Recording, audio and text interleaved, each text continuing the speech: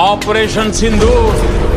ಸ್ನೇಹಿತರೆ, ನಮ್ಮ ವಿಡಿಯೋ ನೋಡುತ್ತಿದ್ದರೆ ದಯವಿಟ್ಟು ನಮ್ಮ ಚಾನೆಲ್ ಅನ್ನು ಸಬ್ಸ್ಕ್ರೈಬ್ ಮಾಡಿ. ನಿಮ್ಮ ಬೆಂಬಲವೇ ನಮ್ಮ ಶಕ್ತಿ.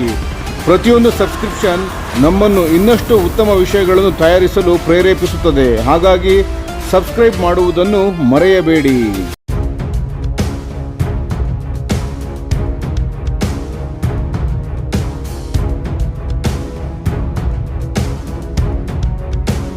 ಭಾರತೀಯ ವಾಯುಪಡೆಯ ಬಲ ಹೆಚ್ಚಿಸಲಿದೆ ಬೊಂಬಾರ್ಡಿಯರ್ ಗ್ಲೋಬಲ್ 6500.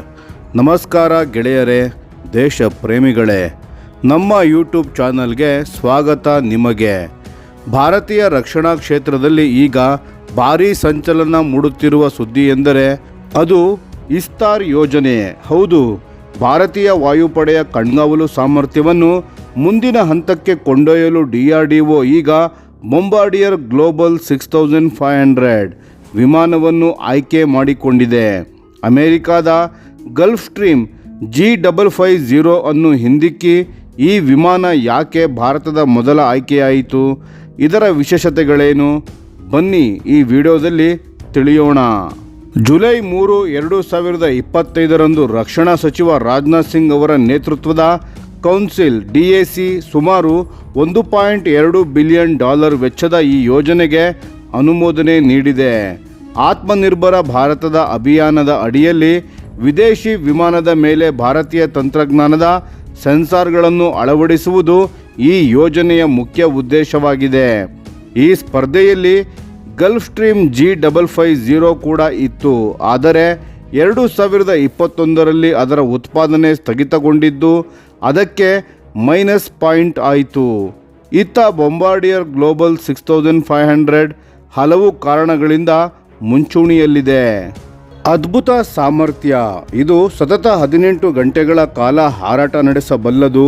ಅಂದರೆ ಹಿಮಾಲಯದ ಗಡಿ ಅಥವಾ ಹಿಂದೂ ಮಹಾಸಾಗರದ ವಿಶಾಲ ಪ್ರದೇಶದಲ್ಲಿ ದೀರ್ಘಕಾಲ ಕಣ್ಗಾವಲು ನಡೆಸಲು ಇದು ಹೇಳಿ ಮಾಡಿಸಿದಂತಿದೆ. ವೇಗ ಮತ್ತು ಎತ್ತರ. ಇದು ಸುಮಾರು 51,000 ಅಡಿ ಎತ್ತರದಲ್ಲಿ ಮ್ಯಾಕ್ 0.925 ವೇಗದಲ್ಲಿ ಚಲಿಸುತ್ತದೆ.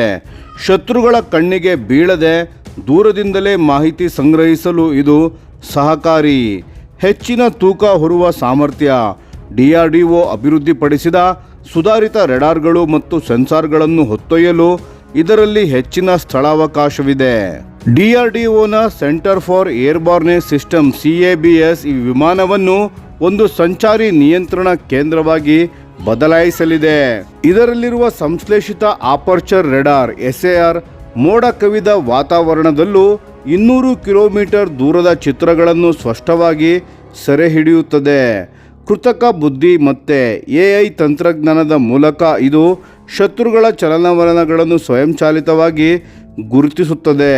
ಇದು ಸಂಗ್ರಹಿಸಿದ ಮಾಹಿತಿಯನ್ನು ತಕ್ಷಣವೇ ಯುದ್ಧ ವಿಮಾನಗಳು, ನೌಕಾಪಡೆ ಮತ್ತು ಭೂಸೇನೆಯ ಕಮಾಂಡ್ ಸೆಂಟರ್ಗಳಿಗೆ ರವಾನಿಸುತ್ತದೆ. Strategic impact. ಭಾರತಕ್ಕೆ ಇದರ ಲಾಭವೇನು? ಪಾಕಿಸ್ತಾನದ ಎರಿಯೆ ಅಥವಾ ಚೀನಾದ KJ500 ವಿಮಾನಗಳಿಗೆ ಹೋಲಿಸಿದರೆ ಭಾರತದ ಈ ಹೊಸ ಇಸ್ತಾರ್ ವಿಮಾನಗಳು ತಾಂತ್ರಿಕವಾಗಿ ಬಹಳ ಮುಂದಿವೆ.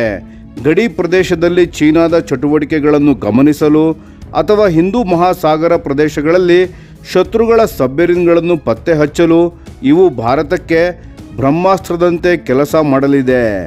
ಒಟ್ಟಿನಲ್ಲಿ ಮುಂದಿನ 60 ತಿಂಗಳುಗಳಲ್ಲಿ ಈ ವಿಮಾನಗಳು ಭಾರತೀಯ ವಾಯುಪಡೆಗೆ ಸೇರ್ಪಡೆಯಾಗಲಿವೆ. ಇದು ಕೇವಲ ಒಂದು ವಿಮಾನವಲ್ಲ, ಬದಲಾಗಿ ಆಧುನಿಕ ಯುದ್ಧಭೂಮಿಯಲ್ಲಿ ಭಾರತದ ಮೇಲುಗೈಯನ್ನು ಖಚಿತಪಡಿಸುವ ಮಹತ್ವದ ಹೆಜ್ಜೆ.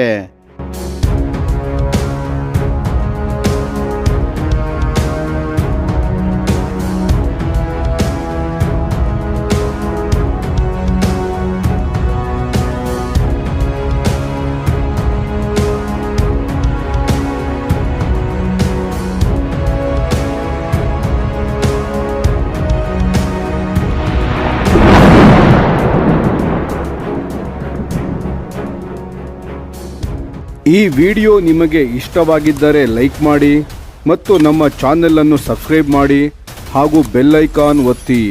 ಯಾವ ಅಪ್ಡೇಟ್ಗೂ ಮಿಸ್ ಆಗಬೇಡಿ. ಡಿಫೆನ್ಸ್ ಸುದ್ದಿಗಳನ್ನು ತ್ವರಿತವಾಗಿ ಪಡೆಯಿರಿ. ನಿಮ್ಮ ಬೆಂಬಲವೇ ನಮ್ಮ ಶಕ್ತಿ. ಭಾರತ ಬಲಿಷ್ಠವಾಗಲಿ ಎಂದು ಆಶಿಸುತ್ತಾ ಭಾರತ ಮಾತೆಗೆ ಜೈ. ಧನ್ಯವಾದಗಳು.